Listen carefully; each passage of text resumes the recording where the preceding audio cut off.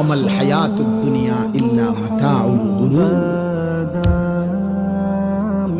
আল্লাহ বলছে বান্দা দুনিয়ার জীবন ধোঁকা, দুনিয়া আমি সাজাইছি বান্দা, সব আমি সাজাইছি, আমার সাজানোটা আমি আল্লাহই বলতেছি ধোঁকা।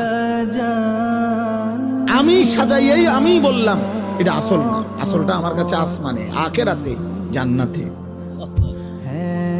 زين للناس حب الشهوات من النساء والبنين والقناطير المقنطرة من الذهب والفضة والخيل المسومة والأنعام والحرث। আল্লাহ তাআলা বলেন মানুষের জন্য আমি আল্লাহর পক্ষ থেকে সৌন্দর্যময়, লোভনীয়, আকর্ষণীয়, চমৎকার করে সাজিয়ে দেওয়া হয়েছে নারীর আকর্ষণ, সন্তানের আকর্ষণ, সম্পদের আকর্ষণ, দামি যানবাহনের আকর্ষণ, চতুষ্পদ জন্তু জানোয়ারের আকর্ষণ, ক্ষেত ফসল উপার্জনের প্রতি আকর্ষণ।